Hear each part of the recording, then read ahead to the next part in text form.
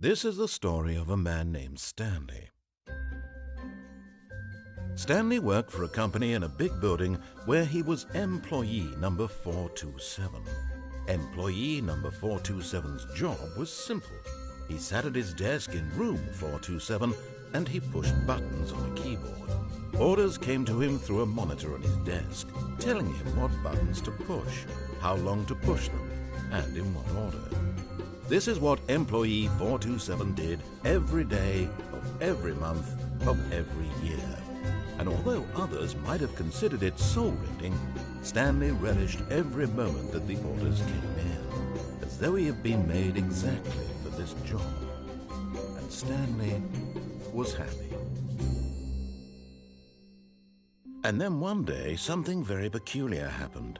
Something that would forever change Stanley. Something he would never quite forget. He had been at his desk for nearly an hour when he realized that not one single order had arrived on the monitor for him to follow. No one had showed up to give him instructions, call a meeting, or even say hi. Never in all his years at the company had this happened, this complete isolation. Something was very clearly wrong. Shocked, frozen solid, Stanley found himself unable to move for the longest time. But as he came to his wits and regained his senses, he got up from his desk and stepped out of his office.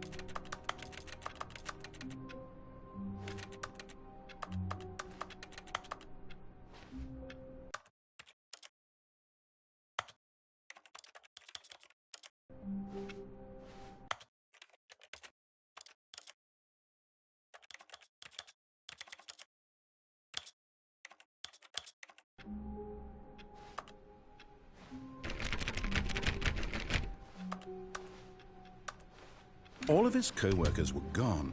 What could it mean? Stanley decided to go to the meeting room. Perhaps he had simply missed a memo.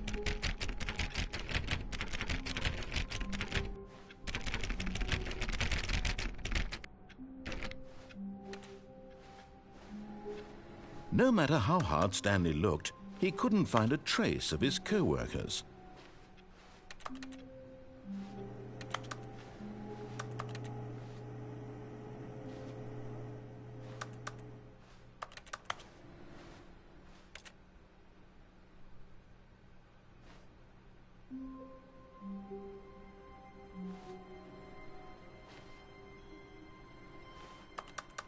Stanley went around touching every little thing in the office, but it didn't make a single difference, nor did it advance the story in any way.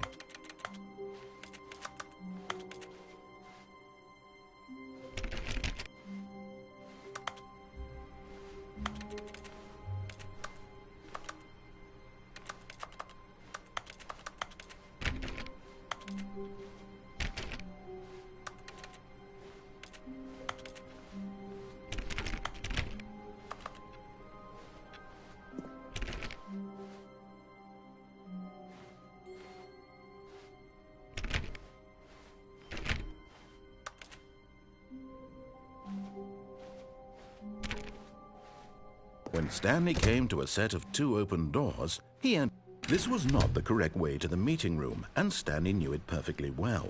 Perhaps he wanted to stop by the employee lounge first, just to admire.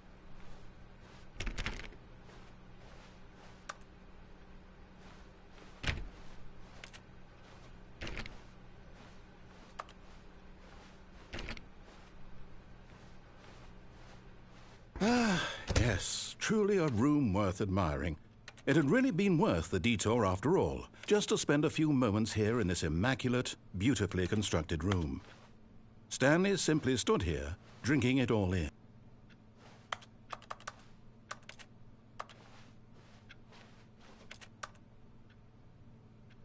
Yes, really, really worth it being here in the room.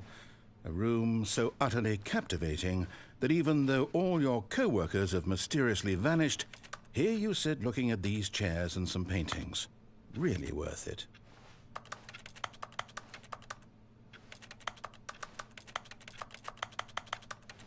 At this point, Stanley's obsession with this room bordered on creepy and reflected poorly on his overall personality. It's possible that this is why everyone left.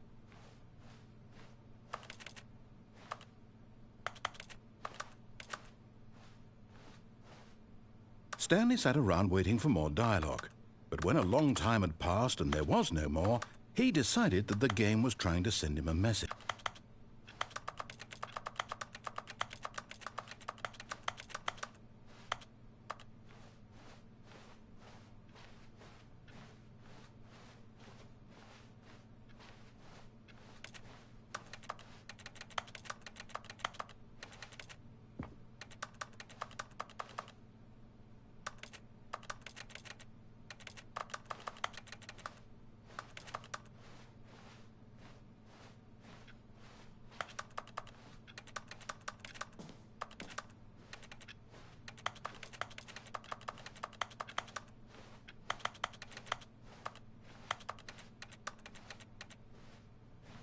But at last, he'd had enough of the amazing room and took the first open door on his left to get back to business.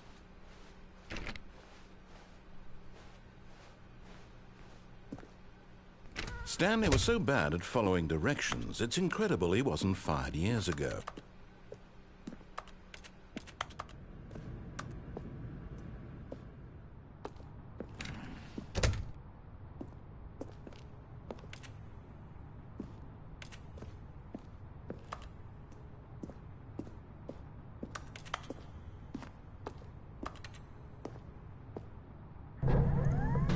Look, Stanley, I think perhaps we've gotten off on the wrong foot here. I'm not your enemy, really, I'm not.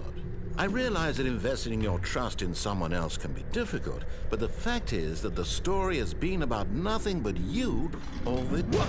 Really? I was in the middle of something. Do you have zero consideration for others? Are you that convinced that I want something bad to happen to you? Why... I don't know how to convince you of this, but I really do want to help you, to show you something beautiful. Look, let me prove it. Let me prove that I'm on your side. Give me a chance. Now listen carefully, this is important. Stanley walked through the red door. Aha, perhaps you misunderstood. Stanley walked through the red door. I still don't think we're communicating properly. Stanley walked... All right, fine, go ahead, Stanley. You want to know so badly what's out there? You want to find out what lies at the end of this road you've chosen? Well, don't let me stop you. You see? There's nothing here. I haven't even finished building this section of the map, because you were never supposed to be here in the first place. Broken rooms, exposed developer textures. Is this what you had wanted? Was it worth ruining the entire story I had written out specifically for you? Do you not think I put a lot of time into that? Because I did. And in the end, it was all for nothing. Because this is what you wanted to see. Help me here, Stanley. Help elucidate these strange and unknowable desires of yours. What would have made this game better? What did you want to see? Vehicles? Skill trees? Work with me. You've given me absolutely nothing so far. Tell you what. Let me take a stab in the dark at a new design, and you can give me some feedback.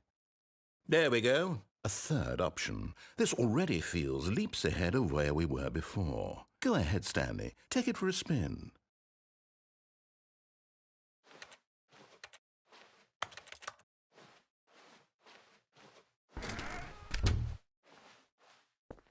Okay, I'm going to stop you there. Now, tell me about your experience with this new version. Would you say that the game benefited from allowing you more choices?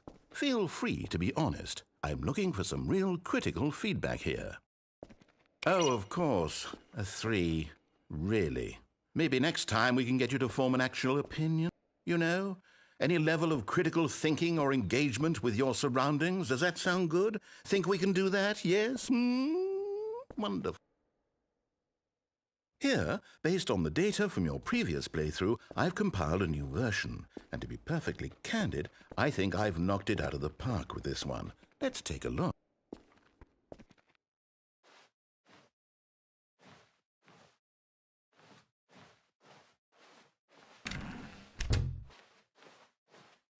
Now, would you say that competitive leaderboard helped you feel motivated to keep walking through doors? Again, honest answers, please.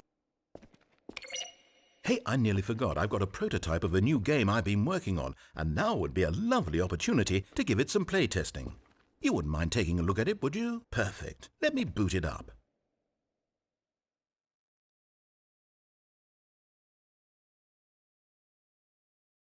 In this game, the baby crawls left towards danger.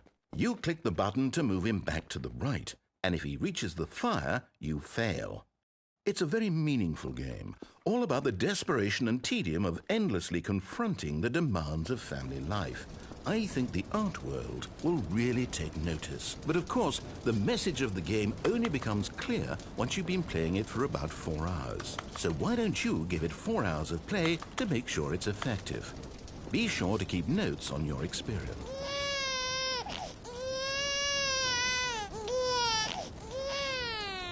You heartless bastard.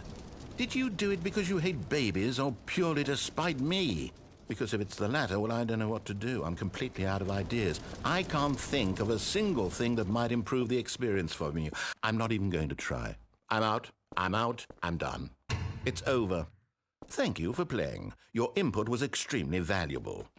Oh, hey, since my game was so awful, why don't we play someone else's game, just to ease the pain? Let's see. What do we have here? Yes, this seems like it'll work. Let's give it a shot.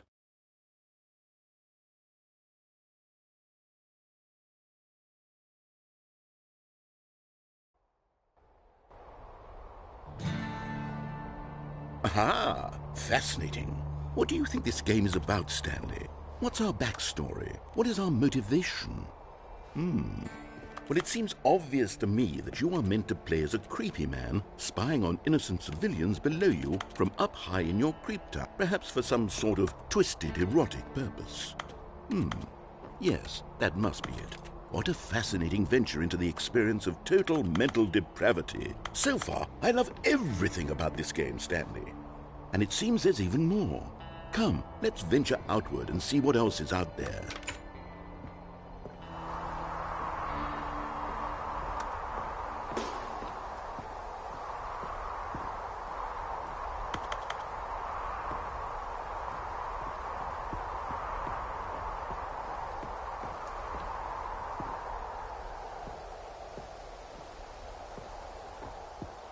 Oh, no. No, it can't be. It is. It's an open-world game. Good God, quickly, block it off. Oh, thank goodness, Stanley. What a close call. You nearly wandered off into that thing. That big, open, just wandering around, no right or wrong directions, no path to follow. You can just go in any... Oh, thank heavens we avoided it.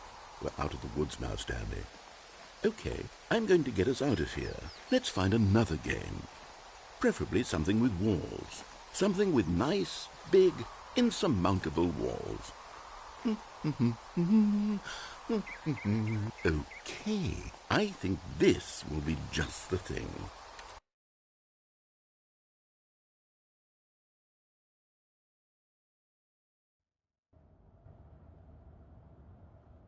Wonderful. See, this is exactly what I had in mind. Just a nice big box for you to run around in. There isn't any possibility that you could get lost here. Now this is game design. Stanley, if you manage to get lost in this game, I will be phenomenally impressed. Okay, so what exactly do we do here? Let's see. There are lots of cars here in the back, but obviously there's no racetrack.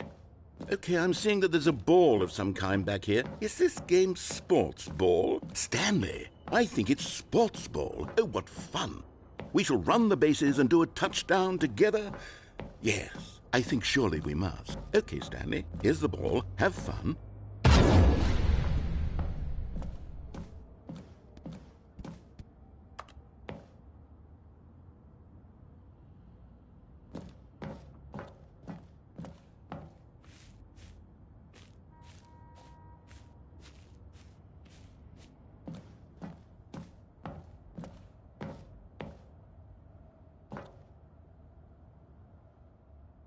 Hold on. What are you doing?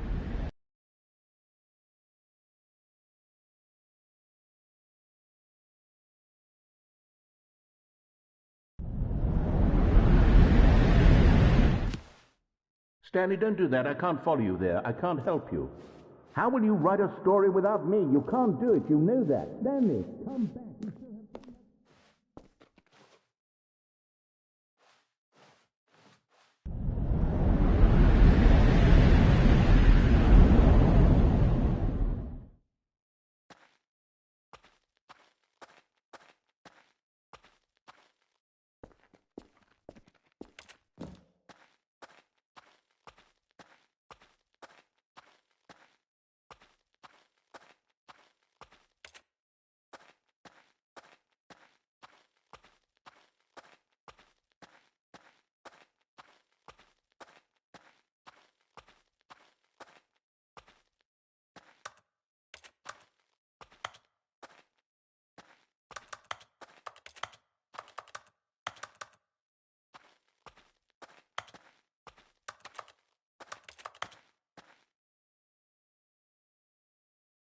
I wonder what he found.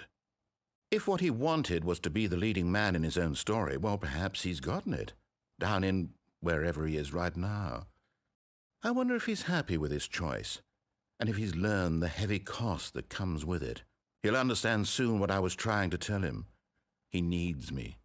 Someone who will wrap everything up at the end, to make sense out of the chaos and the fear and the confusion. That's who I am. That is what I mean to this world. Oh, yes. Yes, I'll be back. There's no other way. Once this ends, after it all comes to a close, then I'll be back. The end will be here soon.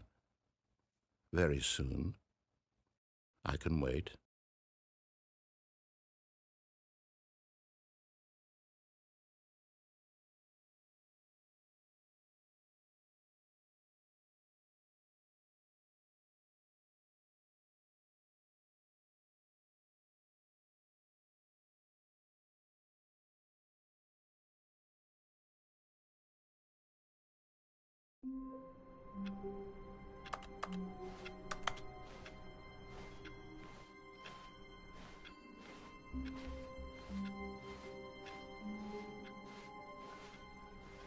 All of his co-workers were gone. What could it mean? Stanley decided to go to the meeting room. Perhaps he had simply missed a memo.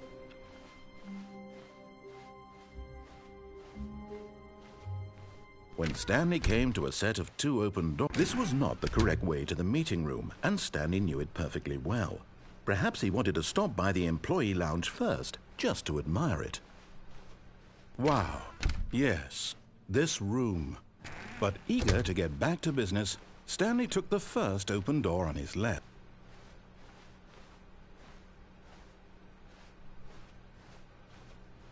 Stanley was so bad at following directions, it's incredible he wasn't fired years ago.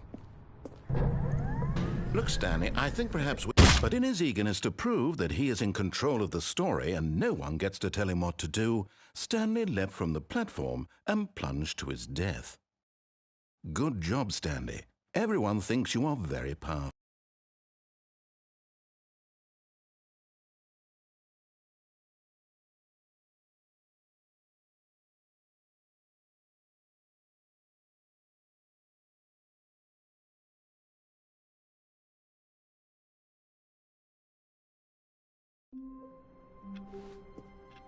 All of his co-workers were gone. What could it mean? Stanley decided to go to the meeting room. Perhaps he had simply missed a memo.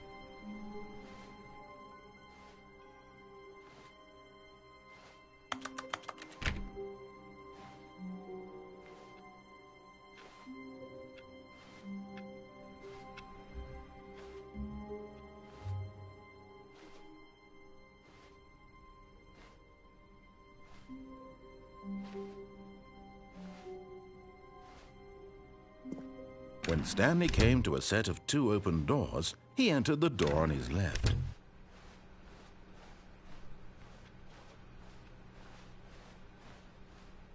Yet there was not a single person here either. Feeling a wave of disbelief, Stanley decided to go up to his boss. Stanley stepped into the broom closet, but there was nothing here, so he turned around and got back on track.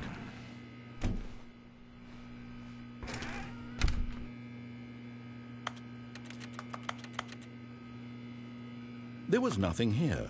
No choice to make, no path to follow, just an empty broom closet. no reason to still be here.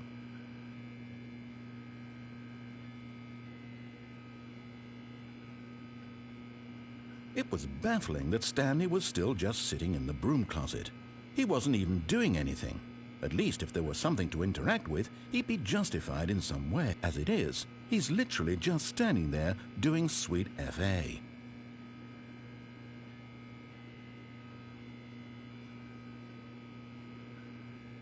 Are you really still in the broom closet?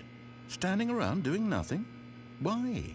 Please offer me some explanation here. I'm genuinely confused.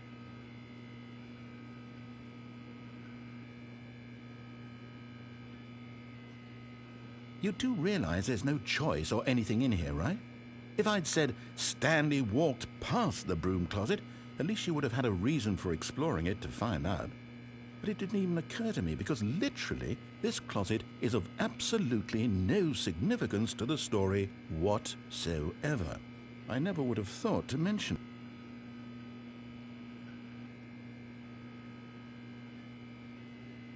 Maybe to you this is somehow its own branching path.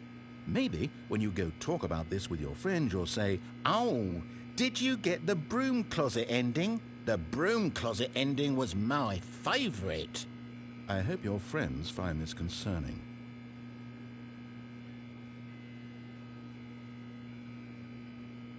Stanley was fat and ugly and really stupid. He probably only got the job because of a family connection. That's how stupid he is. That or with drug money. Also, Stanley is addicted to drugs and hookers.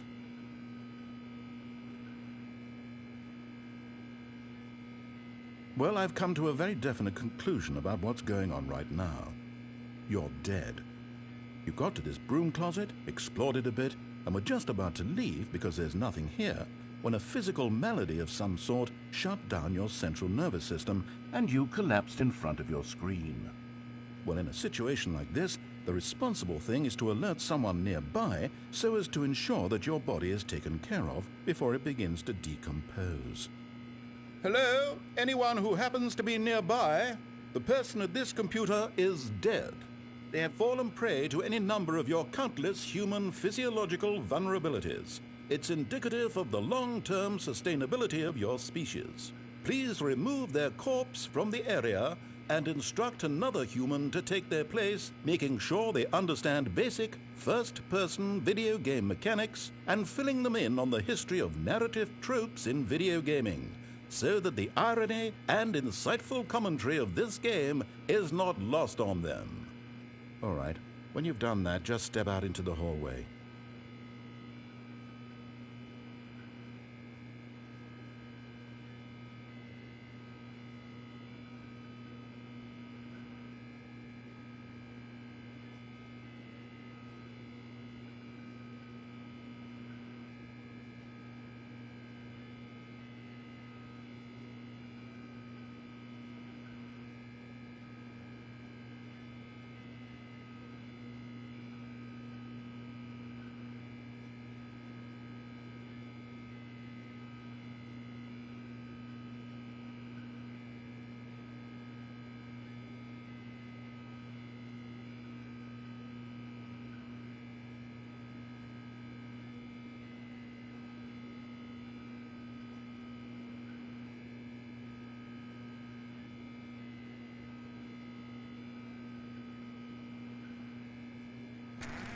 Ah, second player. It's good to have you too.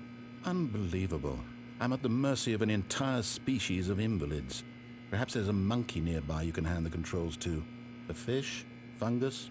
Look, you can hammer out the details. I'm not particularly picky. I'll just be waiting for when you're ready to pick up the story again.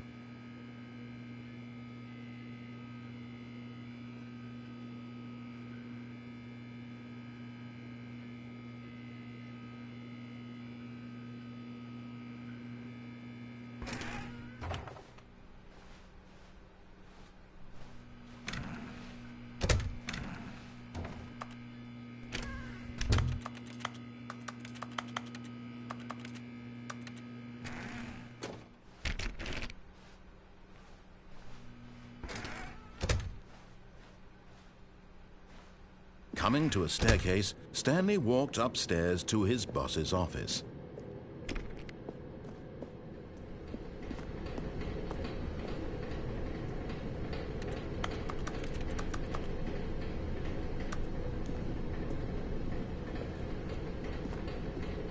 But Stanley just couldn't do it.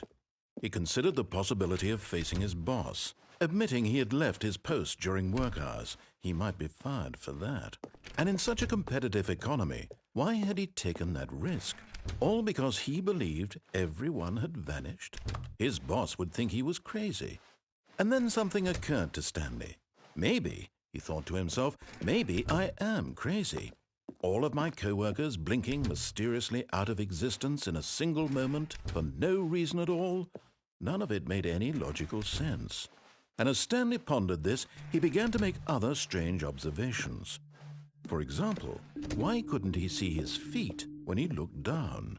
Why did doors close automatically behind him wherever he went? And for that matter, these rooms were starting to look pretty familiar. Were they simply repeating?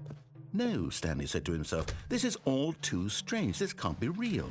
And at last, he came to the conclusion that had been on the tip of his tongue. He just hadn't found the words for it. "I'm dreaming!" he yelled. "This is all a dream." Oh, what a relief Stanley felt to have finally found an answer, an explanation. His co-workers weren't actually gone. He wasn't going to lose his job. He wasn't crazy after all. And he thought to himself, I suppose I'll wake up soon. I'll have to go back to my boring real-life job pushing buttons. I may as well enjoy this while I'm still lucid. So, he imagined himself flying and began to gently float above the ground. Then he imagined himself soaring through space on a magical starfield, and it too appeared. It was so much fun, and Stanley marveled that he had still not woken up. How was he remaining so lucid? And then perhaps the strangest question of them all entered Stanley's head. One he was amazed he hadn't asked himself sooner. Why is there a voice in my head dictating everything that I'm doing and thinking? Now the voice was describing itself being considered by Stanley, who found it particularly strange. I'm dreaming about a voice describing me, thinking about how it's describing my thoughts, he thought. And while he thought it all very odd and wondered if this voice spoke to all people in their dreams, the truth was that, of course, this was not a dream. How could it be? Was Stanley simply deceiving himself, believing that if he's asleep, he doesn't have to take responsibility for himself? Stanley is as awake right now as he's ever been in his life. Now, hearing the voice speak these words was quite a shock to Stanley. After all, he knew for certain, beyond a doubt, that this was in fact a dream.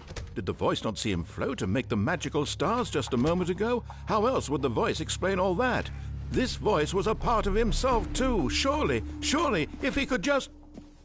He would prove it. He would prove that he was in control, that this was a dream. So he closed his eyes gently, and he invited himself to wake up. He felt the cool weight of the blanket on his skin, the press of the mattress on his back, the fresh air of a world outside this one. Let me wake up, he thought to himself. I'm through with this dream. I wish it to be over. Let me go back to my job. Let me continue pushing the buttons. Please, it's all I want. I want my apartment and my wife and my job. All I want is my life exactly the way it's always been. My life is normal. I am normal. Everything will be fine. I am okay.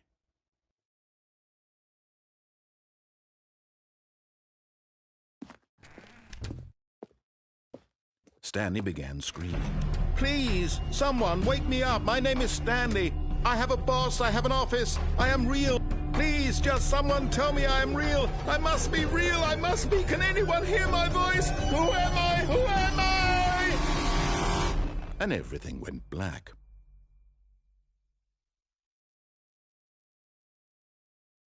This is the story of a woman named Mariella.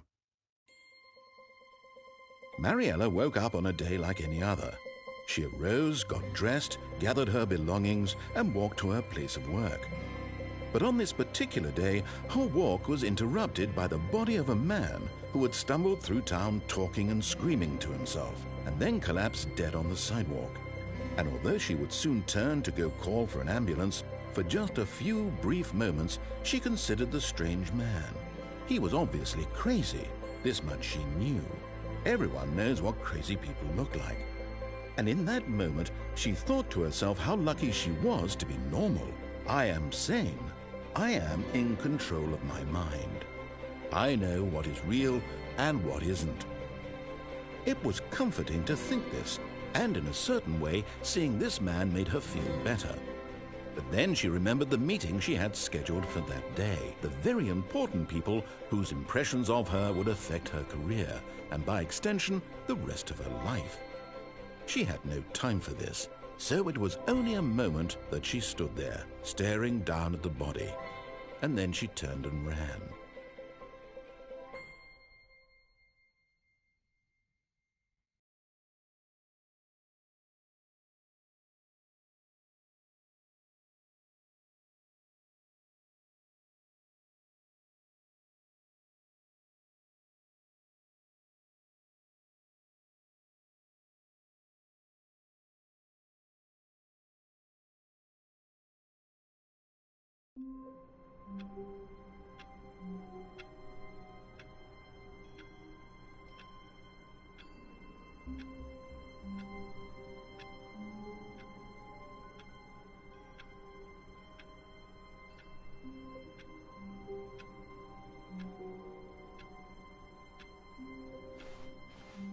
All of his co-workers were gone. What could it mean? Stanley decided to go to the meeting room. Perhaps he had simply missed a memo.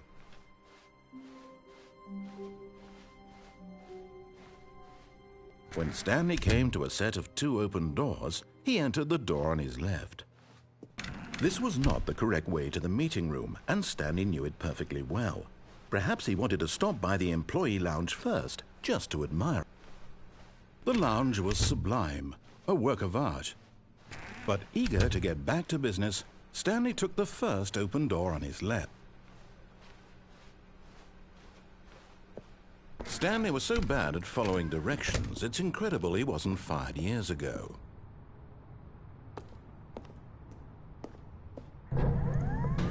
Look, Stanley, I think perhaps we've gotten off on the wrong foot here. I'm not your enemy, really, I'm not. I realize that investing your trust in someone else can be difficult, but the fact is that the story has been about nothing but you all this time. There's someone you've been neglecting, Stanley. Someone you've forgotten about. Please, stop trying to make every decision by yourself. Now, I'm not asking for me, I'm asking for her. This is it, Stanley. Your chance to redeem yourself, to put your work aside, to let her back into your life. She's been waiting.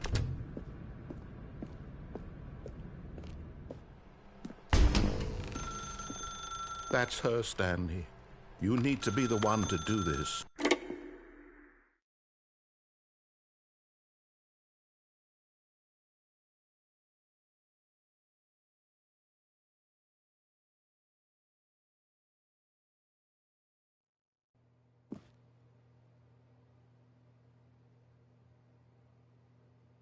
Oh, Stanley, is that you? Hold on, sweetie. Sorry to keep you waiting. I'm just pulling the bread out of the oven. All right. Okay, there we go. All right, now, I want you to come in and tell me all about your day. Gotcha! Oh, come on. Did you actually think you had a loving wife who'd want to commit their life to you? I'm trying to make a point here, Stanley. I'm trying to get you to see something. Come inside. Let me show you what's really going on here. This is a very sad story about the death of a man named Stanley.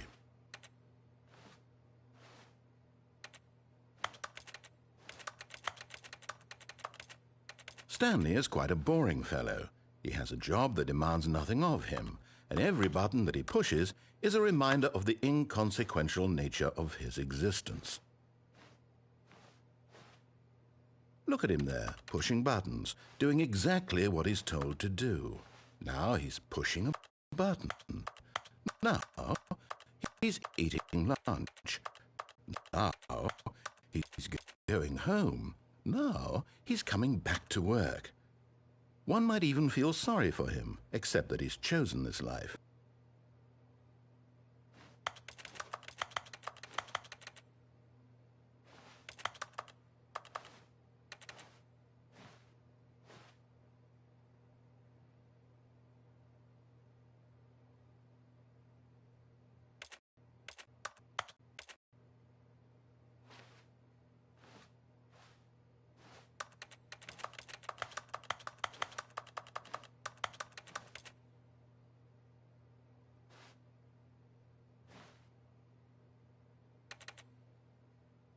But in his mind, he can go on fantastic adventures.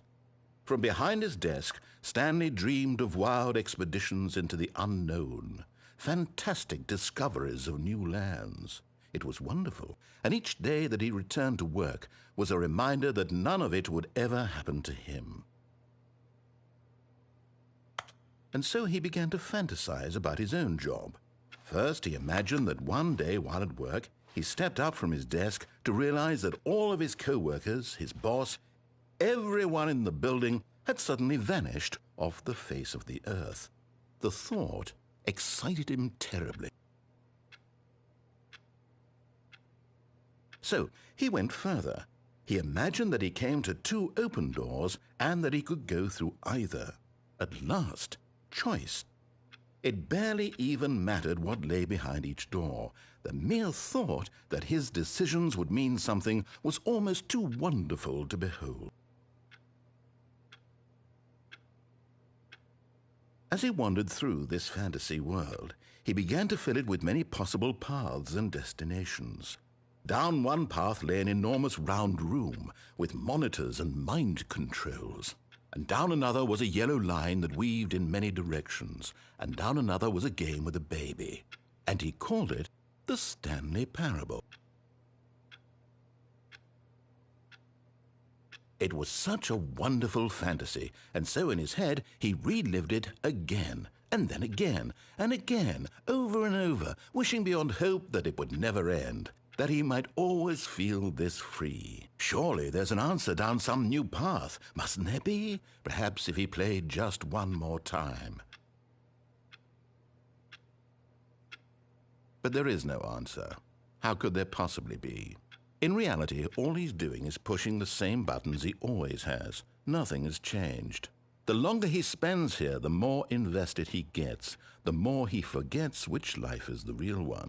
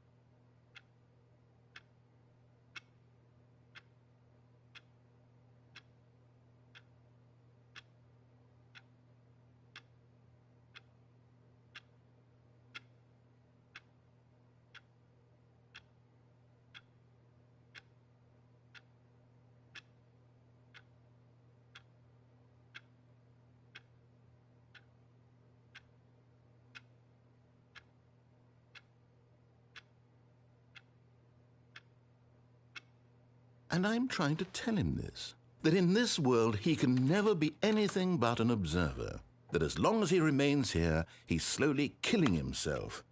But he won't listen to me. He won't stop. Here, watch this. Stanley, the next time the screen asks you to push a button, do not do it.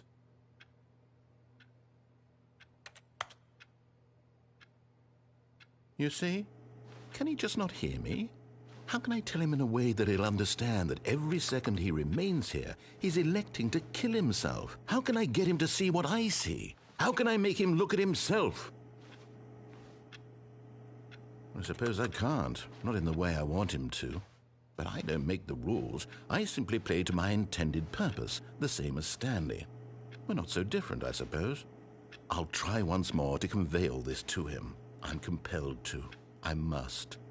Perhaps, well, maybe this time he'll see. Maybe this time. And I tried again, and Stanley pushed a button. And I tried again, and Stanley pushed a button. And I tried.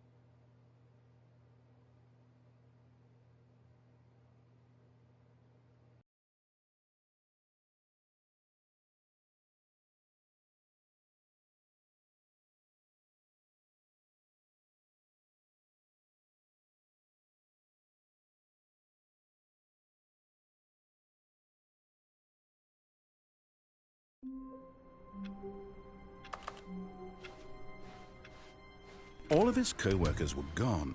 What could it mean? Stanley decided to go to the meeting room. Perhaps he had simply missed a memo.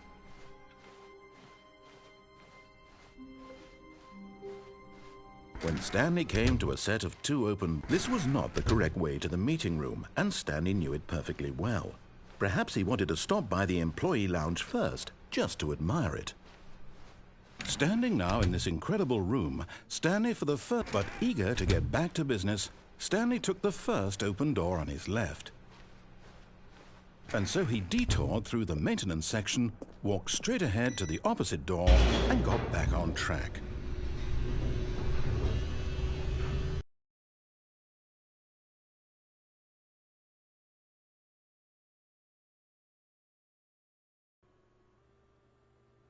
But Stanley didn't want to go back to the office.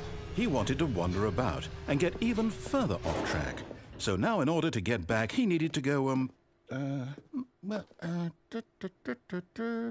from here it's, left.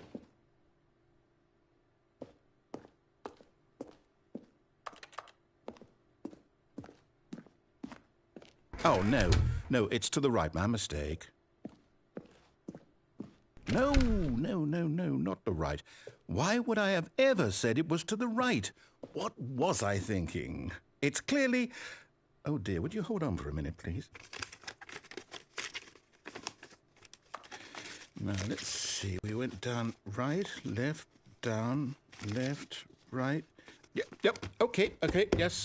I've got it now. This story is absolutely, definitely this way.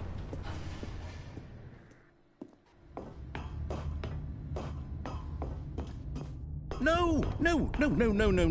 This isn't right at all. You're not supposed to be here yet. This is all a spoiler. Quick, Stanley, close your eyes. Okay. We just have to get back to, oh, who am I kidding? It's all rubbish now. The whole story completely unusable. How about, rather than waste my time trying to salvage this nonsense, we'll just restart the game from the beginning. And this time, suppose we don't wander so far off track, Okay, from the top.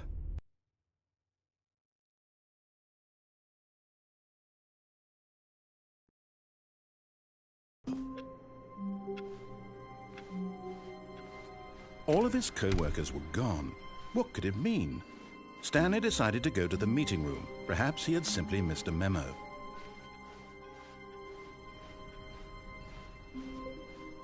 When Stanley... Wait, what? No, I restarted. I swear, I definitely restarted the game over, completely fresh. Everything should be... Oh, did something change? Stanley, did you change anything when we were back in that room with all the monitors? Did you move the story somewhere, or... Hold on. Why am I asking you? I'm the one who wrote the story. It was right here just a minute ago. I know for sure that it's here somewhere. Okay then, it's an adventure. Come, Stanley, let's find the story.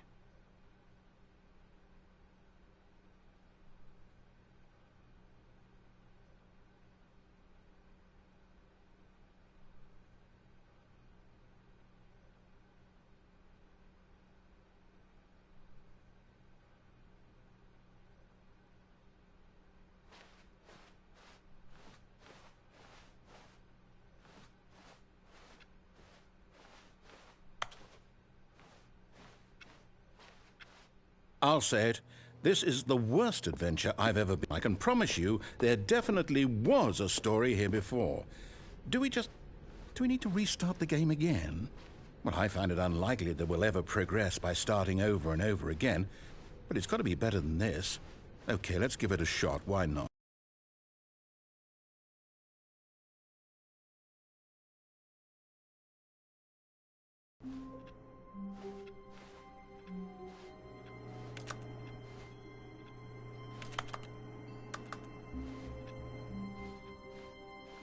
All of his co-workers were gone. What could it mean? Stanley decided to go to the meeting room. Perhaps he had simply missed a memo.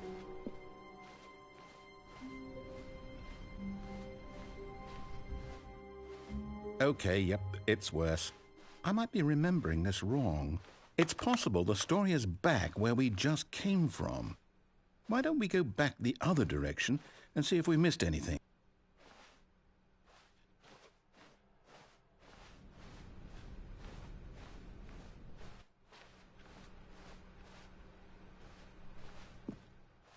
Aha!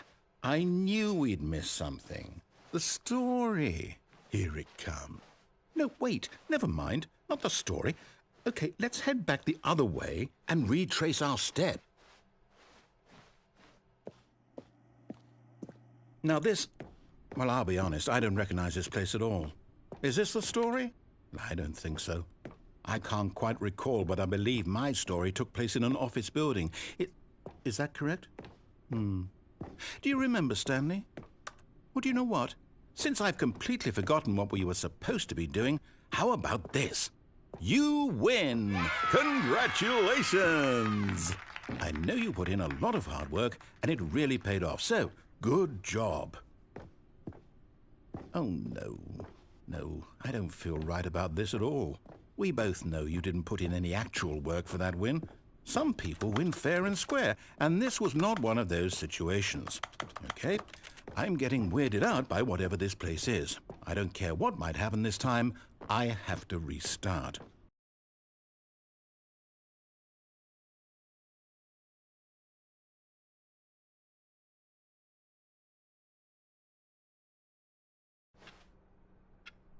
All right, I've got a solution. This time, to make sure we don't get lost, I've employed the help of the Stanley Parable Adventure Line.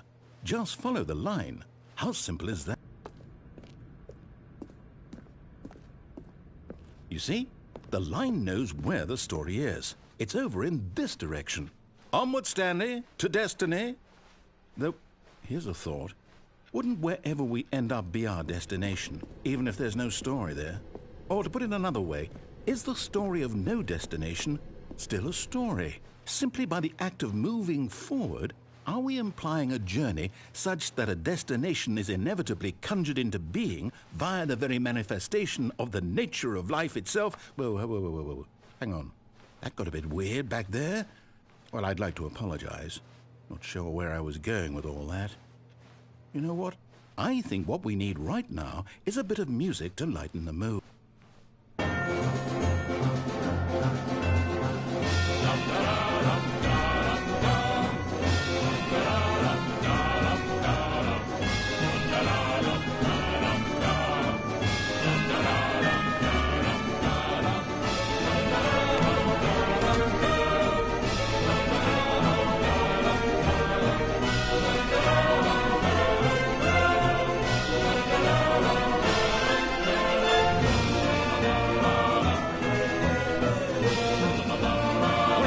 Cut the music, go back and look at that fern.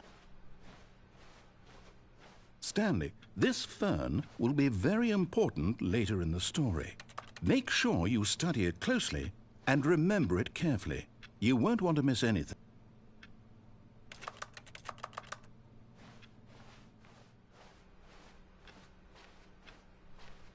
Wait, what? We're back at the office? No. Line, you do know we're looking for the Stanley Parable, right? The story? Is any of this ringing a bell? Oh, no, not again. Line, how could you have done this to us? And after we trusted you, after everything we've been through, you... Oh, I can't take this anymore. To hell with it. Restart.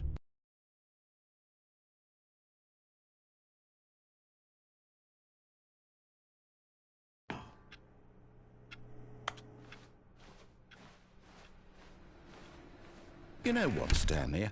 I say forget the adventure line. What's it ever done for us? We're intelligent people, right? Why can't we make up our own story? Something exciting, daring, mysterious. Ooh, this all sounds perfectly doable. Why don't we simply start wandering in, well, I don't know. How about this direction?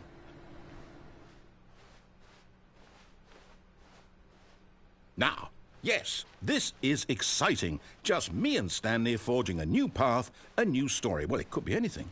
What do you want our story to be? Go wild. Use your imagination.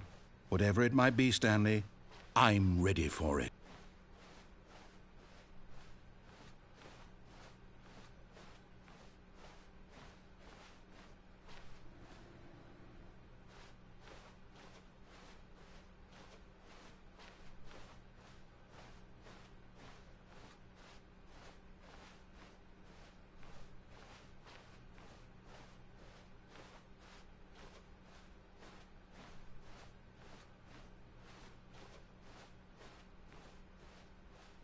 Oh, no, not you again.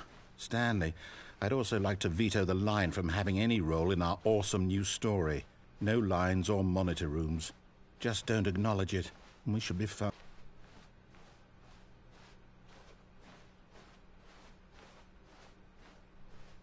Ah, a choice. We get to make a decision. From here, the story is in our control. How important we mustn't squander the opportunity. In fact, I believe I need a minute to think here. Just walk in circles for a minute. Okay, so I know that each door has to lead somewhere, which means that somewhere, the place where we're trying to go, there must be a reverse door that leads here. And that in turn means that our destination corresponds with the counter-inverted reverse door's origin. So starting from the right, let us ask, will taking the right door lead us to where we're going? And since the answer is clearly yes, then by all accounts, the door on the right is the correct one. Another victory for logic. Come, Stanley, our destiny awaits. Oh, hold up, what's this? The confusion ending. You're telling me that's what this is? It's all one giant ending? And we're supposed to restart the game, what, eight times? That's really how all this goes? It's all determined? So now, according to the schedule, I restart again. Then what? Am I just supposed to forget? Well, what if I don't want to forget?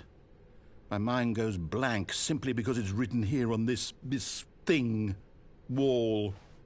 Well, who consulted me? Why don't I get to decide? Why don't I get a say in all of this? Is it really? No, it can't be. I don't want it to be. I don't want the game to keep restarting. I don't want to forget what's going on. I don't want to be trapped like this. I won't restart the game. I won't do it. I won't do it. I won't do it. And the timer stopped? Does that mean, did we do it? Did we break the cycle? The, whatever it is that made this schedule? How would we even know? Will someone come for us? Will something happen? So, okay. I guess now we just wait, you know. I suppose in some way that this is a kind of story, wouldn't you agree?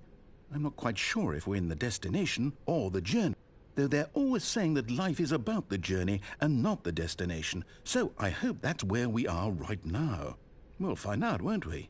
Eventually. Well, in the meantime, if you...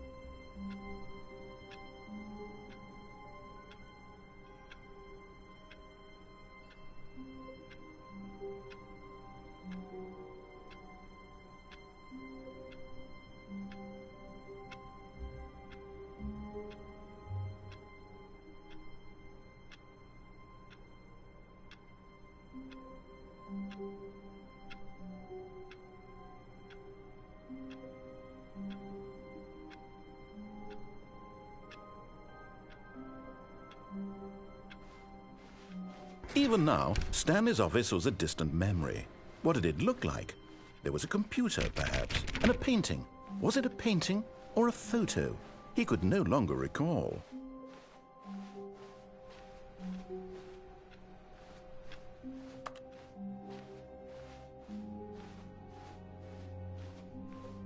When Stanley came to a set of 2 open doors, he entered the door on his left.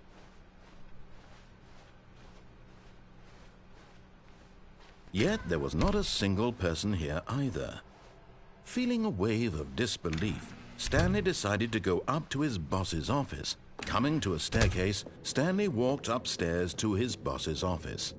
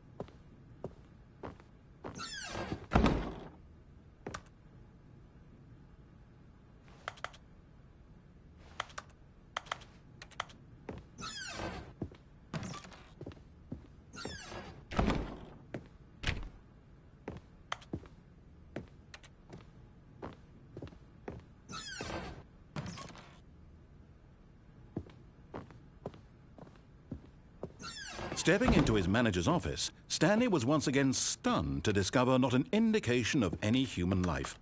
Shocked, unraveled, Stanley wondered in disbelief who orchestrated this. What dark secret was being held from him? What he could not have known was that the keypad behind the boss's desk guarded the terrible truth that his boss had been keeping from him. And so the boss had assigned it an extra secret PIN number, 2845. But of course, Stanley couldn't possibly have known this. Yet incredibly, by simply pushing random buttons on a keypad, Stanley happened to input the correct code by sheer luck. Amazing. He stepped into the newly opened passageway.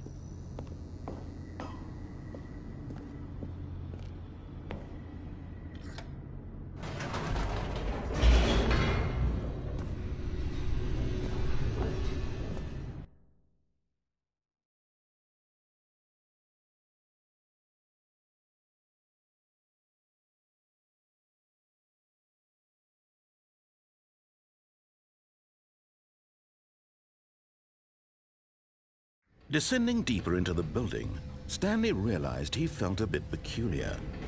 It was a stirring of emotion in his chest, as though he felt more free to think for himself, to question the nature of his job. Why did he feel this now, when for years it had never occurred to him?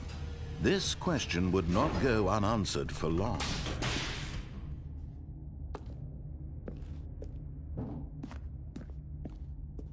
Stanley walked straight ahead through the large door that read Mind Control Facility.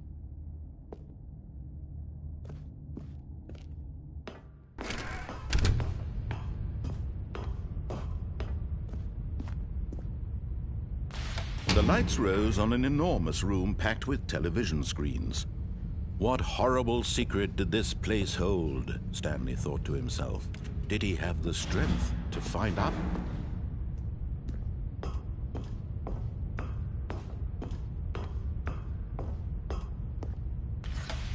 Now the monitors jumped to life, their true nature revealed. Each bore the number of an employee in the building, Stanley's co-workers.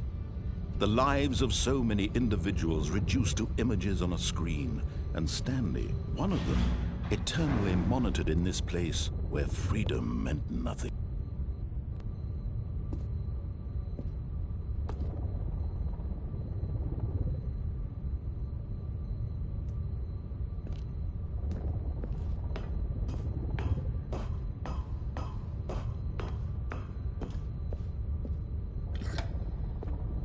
This mind control facility, it was too horrible to believe. It couldn't be true. Had Stanley really been under someone's control all this time? Was this the only reason he was happy with his boring job?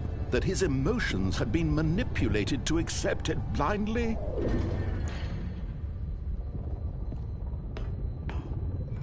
No, he refused to believe it. He couldn't accept it. His own life in someone else's control? Never!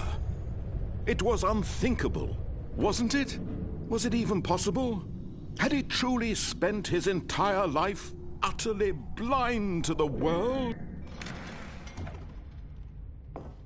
But here was the proof. The heart of the operation. Controls labeled with emotions. Happy, or sad, or content.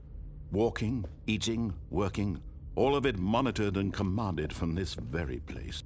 And as the cold reality of his past began to sink in, Stanley decided that this machinery would never again exert its terrible power over another human life. For he would dismantle the controls once and for all.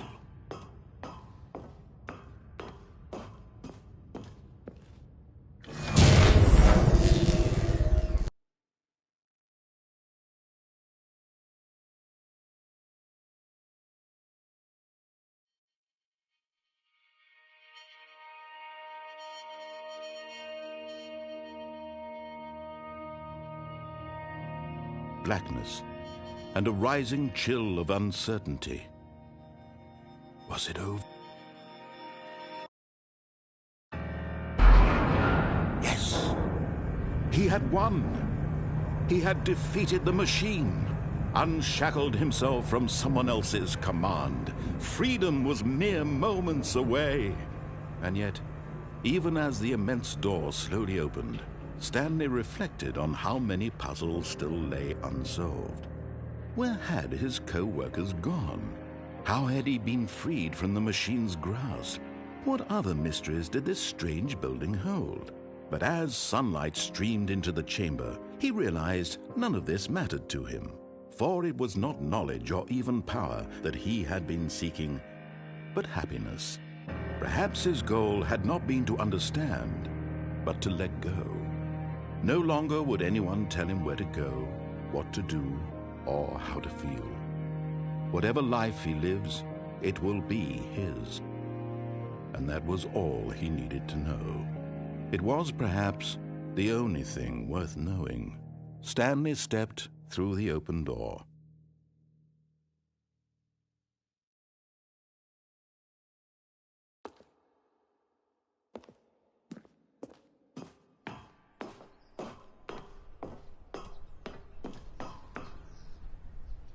Stanley felt the cool breeze upon his skin, the feeling of liberation, the immense possibility of the new path before him.